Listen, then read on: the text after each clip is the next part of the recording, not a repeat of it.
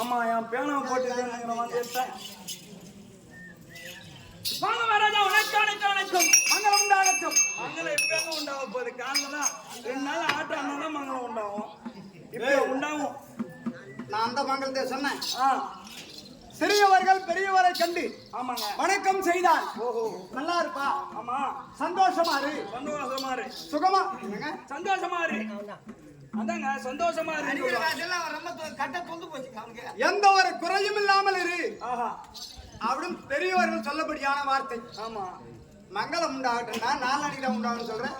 இந்த மங்களம் உண்டாகட்டும்னா எனக்கு தெரிஞ்சதுலாம் அது ஒரே மங்களம் தான். சபை எப்பேற்பட்ட சபை? எல்லாம் அவங்க சபை தாங்க.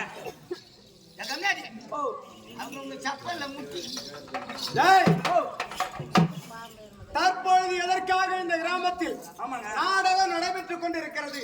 வீட்டுல படுத்தா தூக்கம் வரலையா, கண்ட பிள்ளை அதிகமாகுதுன்னு அவங்க அங்க பாய தலைவனி எடுத்துன்னு வந்து போட்டு படுத்துன்னு பாக்குறாங்க. ஆமாங்க மாசத்துக்கு 2000 ரூபாய் 2500 ரூபாய் வருது. ஃப்ரிட்ஜ் 1, டிவி 1, ஏசி 1 எல்லாத்தையும் போட்டு பார்த்தா கரண்ட் பில் அதிகமாகுது. அதனால இங்க வந்து படுத்துக்கிறாங்க. உனக்கு சூரவாசம் வராத உன் உடம்பு இன்னைக்கு துட்டு போச்சு. இன்னைக்கு குஷி, இன்னைக்கு குஷி குஷி 2 நாள் குஷி. இந்த கிராமத்தில் ஆமாங்க தேர் திருவிழா கிடையாது. கிடையாது இல்லையா? ஆமா யாரும் சாமி கும்பிடல. இல்லங்க சாமி கும்பிட்டு பெரிய ஆளுக்கோ இல்ல பெரிய ஆண்டவனுக்கோ ஐயனாருக்கோ ஆமா சாமி கும்பிட்டா ஆமா பெராத்திரியாவது தெரு குத்து வைப்பாங்க. அதுவும் கிடையாது.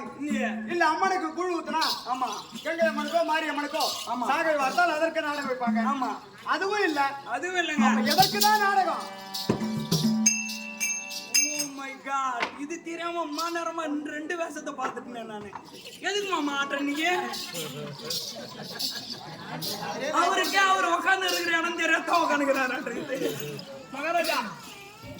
இந்த குழவன்காடு வட்டியின் எண்ணகரத்தில் ஆதிமூலம் என்று சொல்லக்கூடிய ரப்பார் அவர்கள் இருந்து மறைந்து காலம் சென்று விட்டார். அன்னவருக்கு விட்டு விட்டால் பெருமத ஆறாது. சாலோப சாயுப சாயுத்தம் என்று சொல்ல முடியாத 4ஆம் பதவி அடைய வேண்டும் என்று விழுப்புரம் மாவட்டம் கண்டாச்சிபுரம் வட்டம் வீரமடை கிராமத்தில் உள்ள துளசி நாடக சபாவை கொண்டு வந்து 2 இரவு கேள்வி. முதல் இரவு மத்திய அவங்க அக்காளுக்கு எனக்கு நடந்துட்டே இருக்குது. இந்த ஊருக்கு யாருக்கு நம்ம நாடகத்துக்கு யாருக்கு நாடகத்துக்கு யாரு கண்டா நீ நானே வரலன்னு நினைக்கிறேன். இது என்ன பொண்ணு வச்சான்னா யாருக்கு வரணும்? ஆமா அன்னைக்கு நான் போட்டே இருந்தேன். பொண்ணு வச்சான் அன்னைக்கு யாருக்கு? ஆமா இப்பதான் வந்தது வெள்ளக்காரு. அப்பா அருமை.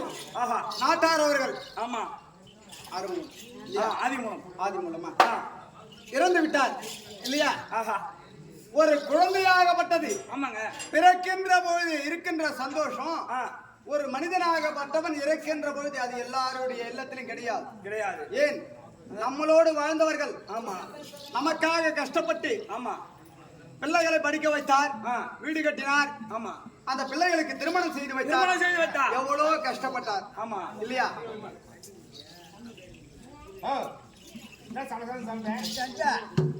அப்பேற்பட்டவர் ஆமா நம்மை விட்டு பிரிந்து விட்டாரு அப்படி என்று ஒரு ஆதங்கம். ஆமாங்க. பிறந்த நாள் கொண்டாடுற. ஆமா இறந்த நாளை யாராவது சந்தோஷமா கொண்டாடுவாங்களா? யாரும் கொண்டாட மாட்டாங்க. ஆமா இறைவன் படைப்பில் ஒன்று அழியாதது. ஆஹா மனிதன் படைப்பில் ஒன்று அழியாதது. அது என்ன?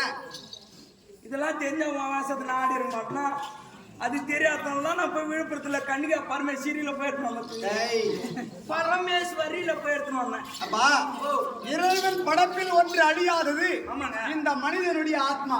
ஓஹோ இறைவன் படைப்பில் அழியாதது மனிதனுடைய ஆத்மாங்க. இறைவன் படைப்பில் ஒன்று அழியாதது மனிதனுடைய ஆத்மா. இந்த மனித உடலுக்குத்தான் அழிவே தவிர அந்த ஆத்மாவுக்கு அழிவு என்பது கிடையாது. இன்று நாடகம் நடத்துகின்றோம். 17ஆம் நாள் அமர் என்னும் கர்ணன் காண்டிவன் சண்டை இல்லையா? ஆமா சுருக்கமா சொன்ன கர்ண மோட்சம். பாரதத்தில் சிறந்தது கர்ண மோட்சம். ராமாயணத்தில் சிறந்தது வாலி மோட்சம் இல்லையா? ஆமா இது அவர் தான் இறந்துட்டாரு. அவருக்கு என்ன கேட்க போகுதுன்னு நினைச்சுக்காத. இல்லங்க கூட்டத்தோடு கூட்டமா அவருடைய ஆத்மா அவருடைய இல்லத்தையும் சுற்றி வரும். ஆமா யார் நம்மை நினைக்கின்றார்கள், எந்த பிள்ளை நம்மை மதிக்கிறது அப்படி என்று ஆத்மாவாகப்பட்டது அதை கவனித்துக் கொண்டே இருக்கும். நமக்காக என்ன செய்கிறார் அப்படி என்று ஆறுமுக ஐயாவாகப்பட்டவர் அவர் கவனித்துக் கொண்டேதான் இருக்கார். ஆதிமூலம் உடல் மண்ணோடு சென்றிருக்கலாம், ஆத்மா போவாது. அது மீண்டும் மறுபிறவி எடுக்கும். அதுபோல் மனிதன் படைத்ததில் ஒன்று அழியாதது அது கல்வி. புரிகிறதா? எத்தனையோ கல்வி. இன்னைக்கு வீடு நல்லா இருக்கலாம், 4 வீட்டு கட்டிருக்கலாம், 5 வீட்டு கட்டிருக்கலாம், 10 ஏக்கர் நல்லா இருக்கலாம். கண்டிப்பா கஷ்டம் வந்தா அந்த 10 ஏக்கர் நிலத்தை விட்டு விடுவேன், 4 ஏக்கர் நிலத்தை விட்டுட்டு விடுவேன், எல்லாம் ஒழுங்கி போயிடும். ஆனா படிச்சு அந்த படிப்பு அது மனசு விட்டு போகுமா? அது எப்படிங்க போவான்? அதை விற்கதான் முடியுமா? ஒரு காலத்துல சந்தோஷமா வாழ்ந்தாரு, நல்ல பெருத்த குடும்பம்டா. வரக்கூடிய கிளம்பு கொடிகளுக்கு எல்லோருக்கும் உதவி செய்தாரு. இன்னைக்கு அவர் கையில ஒண்ணுமே இல்ல அப்படின்னு சொல்லுவாங்க. ஆனா ஒரு காலத்துல இவர் நல்லா படிச்சவரு இன்னைக்கு மறந்துட்டாரு. சொல்ல முடியுமா? சொல்ல முடியாதுங்க. கடவில் படைப்பில் ஒன்று ஆத்மா, மனிதன் படைப்பில் ஒன்று கல்வி. புரிகிறதா? இப்ப பாருங்க, கதிரவன் என்ற மனிதன் அதிக பலமுடையோர். இந்த நாடகம் இருக்க கர்ண மோட்சம்.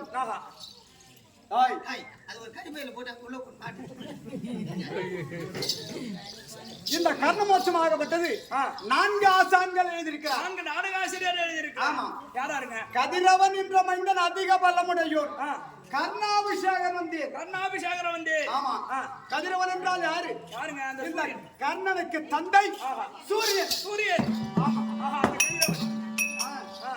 அம்மணியாகப்பட்டது கதிரவன் என்றவன் சாலை விழுப்புரம் பக்கத்தில் இருக்க முடியான சாலை கிராமத்தில் இருக்க முடியான முனுசாமியுடைய பாரியார், அது அம்மணியம்மாள் நாடகம். இந்த நாடகம் கதிரவன் என்ற மைந்தன் அப்படி என்று எழுதிட்டாங்க. இன்னொரு வாதியார் எப்படி இருக்காரு?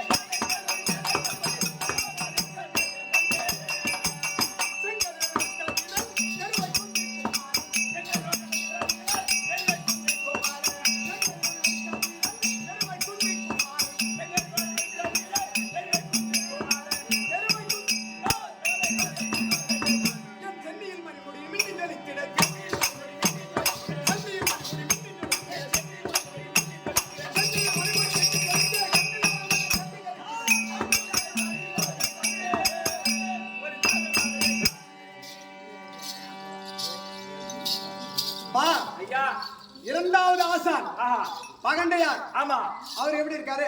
அங்கு தேசாதிபதி வந்து முதல்ல எழுதிய வாக்கு கதிரவன் என்ற மன்னன். அப்பா பேர் மட்டும் வர மாதிரி ஆமாங்க கதிரவன் என்று சொல்லிவிட்டார். ஆமா. கதிரவன் என்ற மனிதன் அதிக பல முடியும். அதிக பல முடியும். இரண்டாவது பகண்டையாரு. ஆமா. அவர் எப்படி பாடிருக்காரு? எப்படிங்க? கர்ணன் ஆளுமடியான நாடு என்ற நாடு. ஓ அங்கு தேசம்.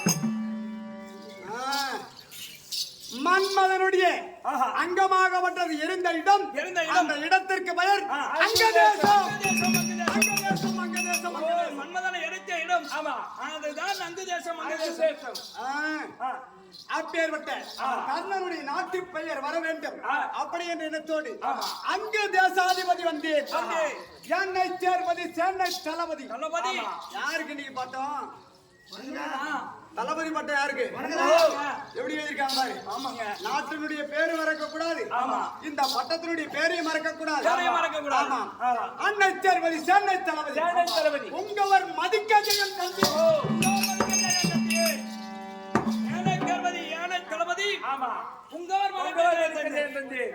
புங்கவர் மதிக்க ஜெயம் தந்தார்னா யாரு எதை கேட்டாலும் சொல்லுங்க. யார் வந்து எதை கேட்டாலும் இல்லை என்று சொல்லாமல் கொடுக்க முடியாத குட்டை வல்லன். செங்கதிரோன் அளித்த வீரன் தெருவை குந்தை குமாரன். புரியுதா? இந்த பாட்டுல நாட்டினுடைய பெயர் வந்து கர்ணன் செய்யும்படியான தான தர்மங்களும் வந்து விட்டது. கர்ணனுடைய தந்தையார் பெயர் வந்து விட்டது. தாயாருடைய பெயர் வந்து விட்டது. சென்னையில் மணிமுடி மின்னி ஜொலித்திட கண்ணில்லாதவன் மைந்தன் கண்ணை கழித்திட. கண்ணில்லாத மனிதன் யாரா? திருநாட்டு மகாராஜன். திருநாட்டு மகாராஜனுக்கு நேத்திரம் தெரியாது. அவர்தான் கண்ணில்லாதவன். அன்னவருக்கு மைந்தன் துரியோதனன். கண்டு கழித்திட. இது பகண்டையார் போட்டிருக்காரு. மூன்றாவது ஆசான்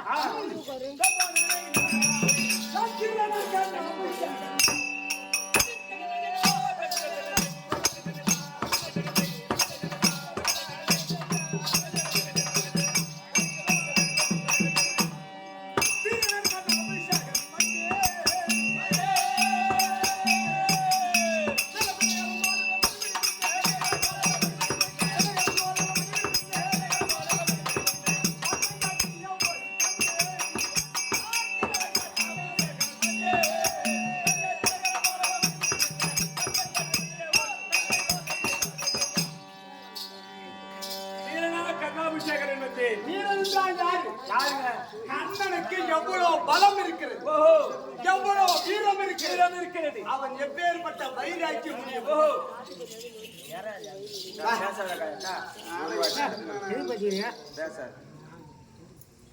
தீரன் ஒருவர் நாட்டை பற்றி எழுதிவிட்டார். ஒருவர் தந்தையாருடைய பெயரை பற்றி எழுதிவிட்டார். ஆனால் இவருக்கு கர்ணனுக்கு எவ்வளவு பலம் இருக்கிறது, அவன் எப்பேற்பட்ட அழகுடையவன். மாறன் என் தானை கண்டு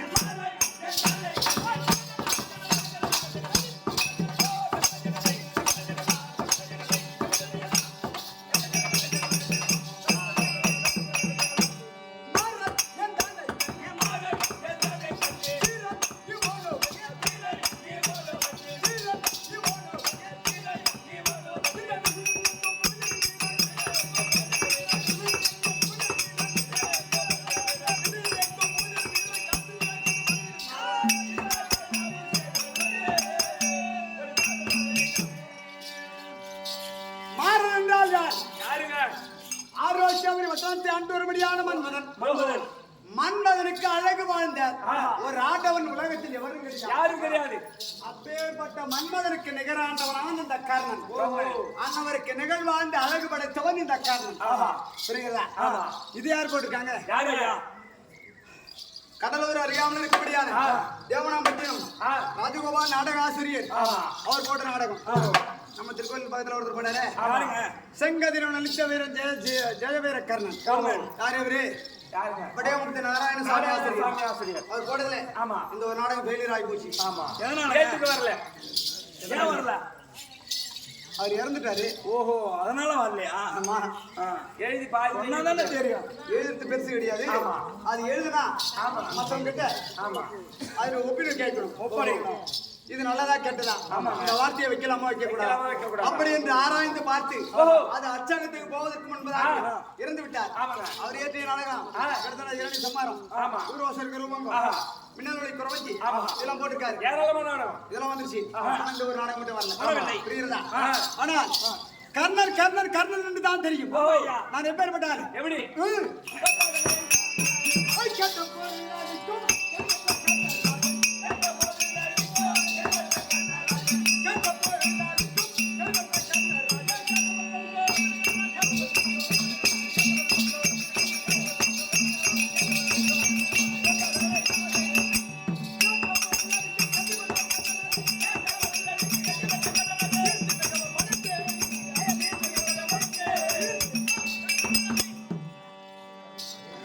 யார் வந்து எதை கேட்டாலும் இல்லை என்று சொல்லாமல் ஓஹோ. வாரி வாரி கொடுக்கும்படியான குடைவல்லன் கண்ணாபிஷேகன் குடைவல்லல் கருணாபிஷேகரன். யார் வந்து எதை கேட்டாலும் தட்டாம கொடுப்பீங்க. ஆமாண்டா. ஓஹோ. ஐயா மகாராஜா என்ன கேக்குற? கேக்குறேன்னு தப்பா எடுத்துக்காதீங்க. ஏன்யா? 200 ரூபாய் காசு இருந்தா கொடுங்க. ஏன் என்ன பண்ண போற? ஓ, என்ன பண்ண போற? இந்த நேரத்துல எதுக்குடா கேப்புறேன்? ஏய். ஓஹோ என்ன மகாராஜா? யார் யாரோ எப்பேற்பட்ட பொருள் எல்லாம் கேட்கிறாங்க. ஆமாங்க. ஐயா என் மகளை திருமணம் செய்து கொடுப்பதற்கு ஆமாங்க. என் கையில காசு கிடைக்காது, பணம் பத்தல. ஏதாவது பொன் பொருள் கொடுன்னு கேட்கிறான். ஆமா. எனக்கு நலபலம் கிடையாதுன்னு கேட்கிறான். ஆ. எனக்கு ஒரு வீடு கட்டி கொடுங்க ஆமா. அப்படின்னு கேட்கிறான். கேட்கலாம். இதெல்லாம் விட்டுட்டு 200 ரூபாய் வாங்கி நான் கேட்ட ஒரு 5000 கேளு ஒரு 10000 கேளு. காசு வாங்கி நான் கீழே தான் போட்டு போனேன். 200 ரூபாய் தான் கொடு மகாராஜா. ஏன் இந்த நேரத்துல உனக்கு 200 ரூபாய்? ஓ இதற்கு பிளாக்ல 200 ரூபாய் தான் விக்கிறாங்க. கைடிஷன் கலாசனா எடுத்துன்னு வந்துட்டேங்க. அது வேற கதிரி இன்னும் ஆஃப் பண்ணி ஒரு 200 ரூபாய் தான் கொடுங்க. நல்லா கேட்டுங்க ஐயா. பெரிய உட்கார்ந்து நல்லா பெரிய ஏன்னா எதை கட்டாலும் கொடுப்பேன்னு சொன்னீங்களே. ஒரு 200 ரூபாய் காசு கொடுங்களான்னு. ஏமாமா 200 ரூபாய் போதல. என் அண்ணாமலை மாமா பிளாக்ல ஓடுறாராம்.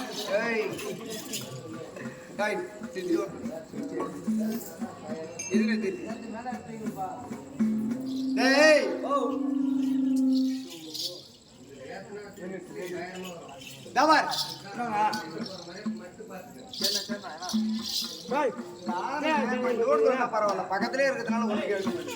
ஹலோ அப்பா உன்ன மாதிரி திமிரு பிடிச்சவனுக்கு கர்ம மகாராஜன் வாரி வாரி கொடுக்கின்றார், அள்ளி அள்ளி கொடுக்கின்றார். அவர்கிட்ட போனா கஷ்டப்படாம நம்ம வாங்கிட்டு வந்து எல்லாரும் சரக்கு சட்டை இருக்கான்னு பாக்குறீங்க. ஆமாங்க. ஏய் ராஸ்கேல், உன்ன மாதிரி ஆளு குடுக்கறாளா? அப்புறம் உன்ன மாதிரி அகங்காரம் பிடிச்சவனுக்கு, திமிரு பிடிச்சவனுக்கு, உழைக்காமல் சோம்பேறியாக இருக்கக்கூடியவனுக்கு நான் கொடுக்க போறியாளா? ஏய் வாட்ட முடியலையோ?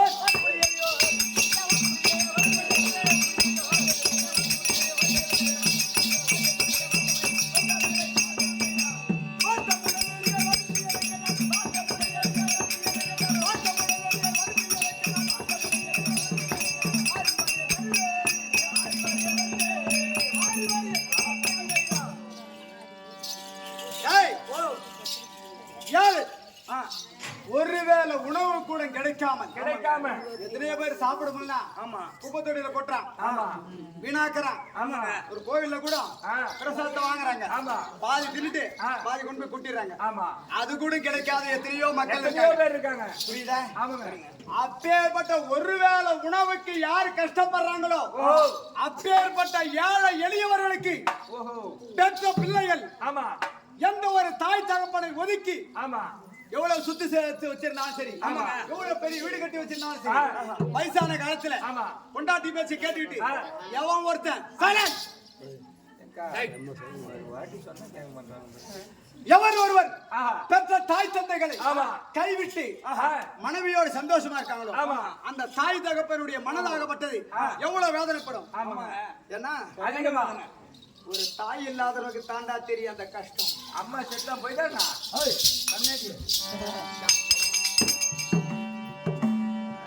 பாவம் பாவம். போன ஜென்மத்துல என்ன பாவம் பண்ணுமோ இந்த பேரு உக்காந்துக்கிறேன். வயதானவர்களுக்கு, ஆமாங்க, கண் தெரியாதவருக்கு, ஊனமுற்றவருக்கு என்ன அப்பேற்பட்டவர்களுக்கு தான் நான் வாரி வாரி கொடுப்பேன் தவிர உங்கள மாதிரி திமிரு பிடிச்ச கம்யூனிட்டிகள் கிடையாது. சரிங்க, புரியுதா? நான் அள்ளி அள்ளி கொடுப்போம், நீ வாங்கிட்டு போயிடலான்னு பாக்குறியா? என்ன பண்றது 200 ரூபாய் கொடுத்தா கரெக்டா இருக்கும். நானும் பார்த்தேன் வேணாமா ஆளு கட்டிங்க போட்டீங்க நானும்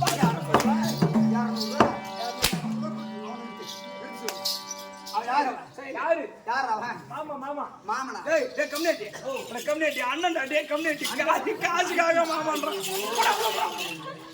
காசுக்காக ஒரு மாமான்ற மாதிரி போட்டு அப்படி இருந்தாலும் என்னுடைய பெயர் கர்ணாபிஷேகன் என்று தான் தெரியும். ஆமா. ஆனால் இந்த கர்ணன் என்ற பெயர் எனக்கு எப்படி வந்தது? என் தந்தையார் யார்? என் தாயார் யார்? அப்படின்னு சொன்னாதாங்க தெரியும். என் தாய் யார் என்று எனக்கு தெரியாது. என்னை வளர்த்தவர் பதையன். புரிகிறதா? பதையன். ஆமா. அது மட்டும்தான் எனக்கு தெரியும். மற்ற விளக்கம் எல்லாம் பிறகு கர்ணன் என்று எப்படி பெயர் வந்தது, தாயார் தந்தையார் அப்படி என்று பிறகு சொல்றேன். ஆனா நடக்கக்கூடியது என்ன? நீங்க 17ஆம் நம்பர் 17ஆம் நம்பர். ஆமாங்க. இந்த துரியோதனன் இருக்கானே, கேட்பார் பேச்சு கிடைக்கும். கேட்பார் பேச்சு கேட்டுனே தான் இருக்கிறோம். பகவான் தூதுக்கு வந்தார். சண்டைக்கு நாள் வைத்து விட்டு சென்று விட்டார். ஆமா. முதல் நாள் தாம்பலம் எனக்கு கொடுப்பான் என்று எதிர்பார்த்தேன். உங்களுக்கு கொடுப்பாங்கன்னு எதிர்பார்த்தீங்க. ஆமா. அப்பயும் கொடுக்கல. படையை பிரிச்சாங்க. சரி.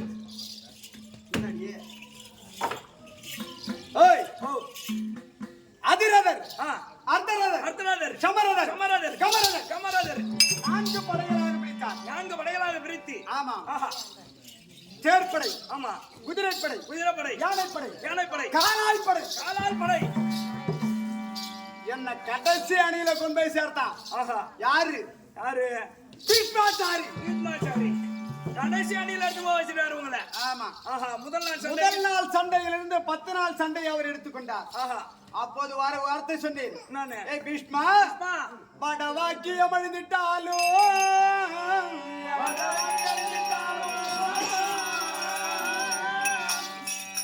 படவாக்கியம் அழிந்துட்டாலோ,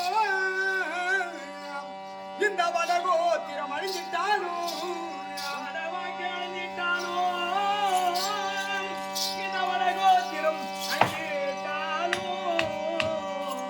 அந்த தடவரங்களை சாய்ந்துட்டாலோ,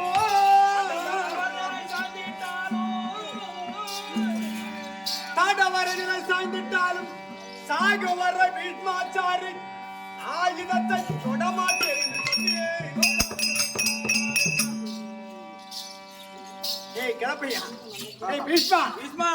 என்னுடைய வீரம் என்ன என்று உனக்கு தெரியும். தெரியல. நான் எப்பேற்பட்ட ஒரு மாவீரன் என்று உனக்கு தெரியும். ஆனால் தெரிந்திருந்தோம் என்ன காலாய் படையில கொண்டு போய் சேர்த்த பத்தியா, கூட்டத்தோடு கூட்டமா, கும்பலோடு கும்பலா அமர் செய்வது போல என்ன அனுபவிச்சு பத்தியா. ஆமா. நீ இறக்கிற பரியந்தம் இந்த குருச்சேத்திர பூமிக்கு நான் அடி எடுத்து வைப்பது கிடையாது. சத்தியம் பண்ணி அப்பயே சத்தியம் பண்ணிட்டு வந்தீங்க.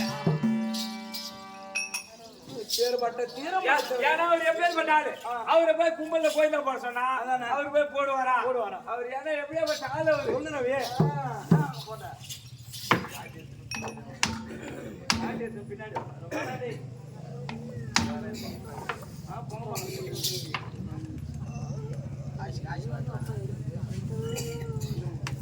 அந்த பொறுமை கிடைக்காத விடிகிற வரைக்கும் கொஞ்சம் வைய மாறாமா. ஐயோ சாமி.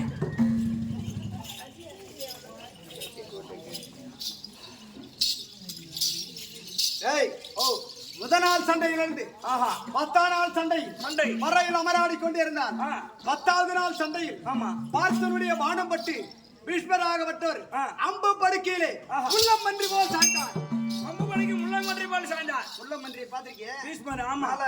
முள்ளா இருக்கும். அந்த முள்ள அங்க எடுத்துன்னு வந்து ஒரு கூரை வீட்டுல சொருவிட்டனா நடக்கிற விவகாரத்தை மட்டும் பாரு.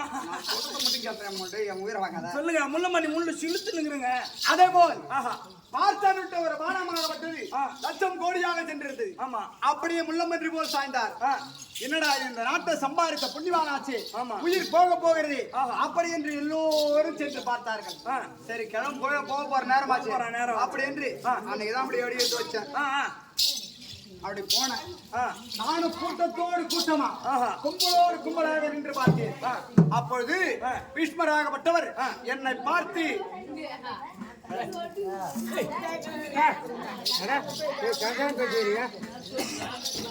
கையசைத்தார். ஆஹா யாரு பீஷ்மராகப்பட்டவர் பீஷ்மராகப்பட்டவர் என்னை பார்த்து கையசைத்தார். கையசைத்தார். என்னடா இந்த கிழவனாகப்பட்டவர் உயிர் போகின்ற தருவாயிலே எல்லோரும் போக சொல்லிவிட்டு நம்மை மட்டும் கையசைக்கிறாரு. என்ன காரணமா இருக்கும்? சரி பெரிய மனுஷன் ஏதோ உயிர் போக போகுது, ஏதோ நல்லது கெட்டது சொல்வார். அப்படி என்று அறியாமல் போனேன். அங்க போகிற பொழுது கர்ணா என் மீது உனக்கு கோபம் இருக்கும், என் மீது உனக்கு ஆத்திரம் இருக்கும். நான் ஏன் உன்னை கடைசி அணியில வச்சேன்? துரியோதனன் ஒரு வெள்ள குணம் படைத்தவன். என்ன வெள்ள குணம் படைத்தவன்? அவன் யாரையும் நம்பல.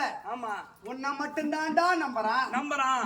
நீ ஒருவனாவது துரியோதன பக்கத்துல கடைசி வருகிறேன் அப்படின்னு சொல்லிட்டு பீஷ்மராகப்பட்டவர் உங்கள்கிட்ட சொன்னாரு. என்ன உன்னை முதல் அணியிலே வச்சிருந்தா போக போறேன், எல்லோரும் போக போறேன். நீ ஒருத்தவனா துரியோதனன் கூட கடைசி வரைக்கும் இருக்கணும். அதனால்தான் உன்னை கடைசி அணியில் காலாய் படையில சேர்த்தம் சொன்னாரு. ஆமாங்க. தாத்தாவுடைய நல்ல எண்ணம் புரியாமல் தாத்தாவை தவறா நினைத்து விட்டோம் என்று மனது குன்னி மன வருத்தம் பட்டேன். 10 நாள் முடிந்தது. 11ஆம் நாள் சண்டை, 12ஆம் நாள் சண்டை, ஆனால் 13ஆம் நாள் சண்டை இருக்கிறது. இந்த இருதரப்பு படையில் அப்பேற்பட்ட ஒரு சங்கதியை, ஒரு யுத்தத்தை இதுவரையில் பார்த்தது கிடையாது. என்னங்க ஆச்சு? ஆமாம்பா. என்ன காரணம்? இருதரப்பு படை என்றால் யாரு? ஒன்று துரியோதனன் படை, ஒன்று 5 ராஜாக்கள் படை. இதுதான் இருதரப்பு படை. புரிகிறதா? என்ன அது வரைக்கும் 12 நாள் சண்டை முடிஞ்சு போச்சு. ஆமாங்க. நடக்கக்கூடியது 13ஆம் நாள் சண்டை. நான் விசிற மாட்டேன். ஐயா நீ பரவாயில்ல பெருசா இருக்கு. அவங்க கேக்குறதுனா அங்க நாடகம் தான். இலக்கிய எப்படி போனா, எங்க இருந்து வந்தா, கௌதம் தான் கேக்குறாங்க.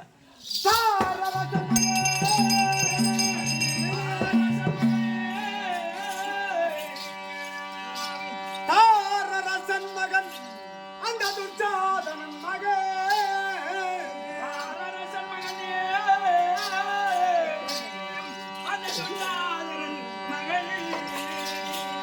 தாரரசன் என்றால் யாரு?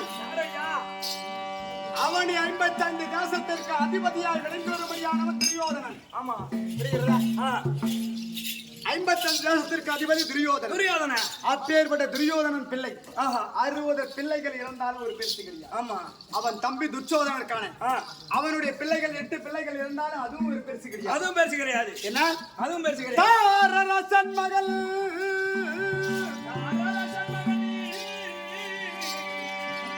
அந்த துச்சாதனன் மகன்,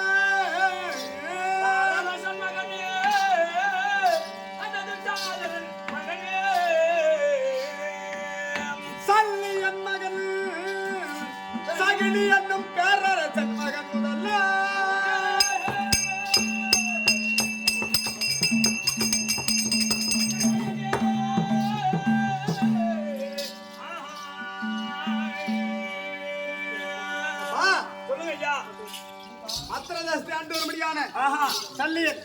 சல்லிய மகாராஜனுடைய பிள்ளை மித்ரன், உழுவன், அந்த 2 பிள்ளைகள் இறந்தாலும் அது பெருசு கிடையாது. சகினி என்னும் பேரரசன் மகன் முதலாய் சகினி போல் எத்தனை நாட்டு அரசர்கள் இருக்கின்றார்களோ அவர்கள் பிள்ளைகள் இறந்தாலும் ஒரு பெரிது கிடையாது.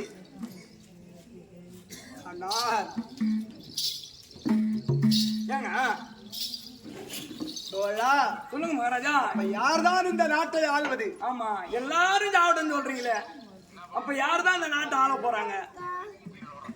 இந்த பாரரசை ஆள்வதற்கு என்றிருந்தே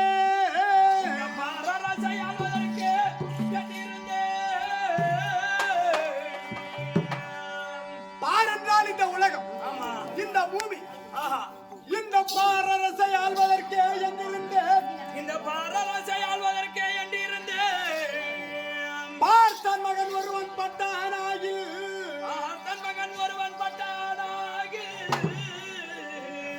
இனி யார் அரசு ஆழ்வார் என்று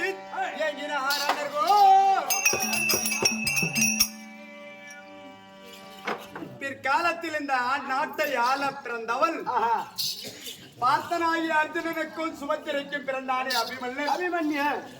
அப்பேற்பட்ட அபிமன்னனாகப்பட்டவன் செய்த ஒரு யுத்தமாகப்பட்டது இருக்கிறதடா தோழா. அவனை நினைக்கின்ற பொழுது என் மனதெல்லாம் கலங்குகிறது. ஏங்க நீங்க எது அழுவுறீங்க? ஏன் அழுகின்றேன்? ஆமா,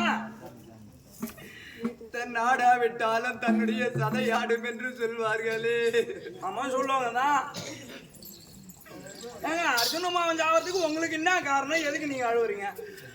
அபிமன்னனாகப்பட்டவன் தர்ம மகாராஜுக்கு காவல் இருக்கத்தானடா வந்தான். ஆமா, அவன் செய்யும்படியான யுத்தத்தில் எங்களால் யாராலும் வெற்றி பெற முடியவில்லை.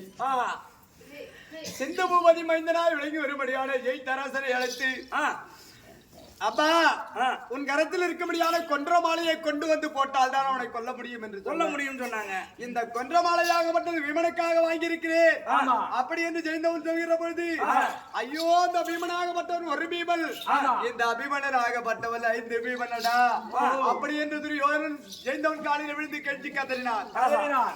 அவன் ஓடி வந்து சரக்கொன்ற மாலை வீசி எறிந்தான். இது சிவனுடைய மாலை, இதை தாண்டக்கூடாது அப்படி என்று அதற்குள்ளே இருந்து யுத்தம் செய்தான். அவன் சண்டை செய்யும்படியான காட்சிகளாகப்பட்டது. செந்தூல் எப்படி பறக்கிறதோ, ஒரு காற்றடித்தால் எப்படி தூள் மண் பறக்கிறதோ, கண்களை மறைக்கிறது. கடைசி நேரத்தில் எப்படி ஆதிவனை கொன்றுவிட வேண்டும் என்று அபிமன்னா, உனக்கு வால் யுத்தம் தெரியுமா அல்லது கதை யுத்தம் தெரியுமா? மல்யுத்தம்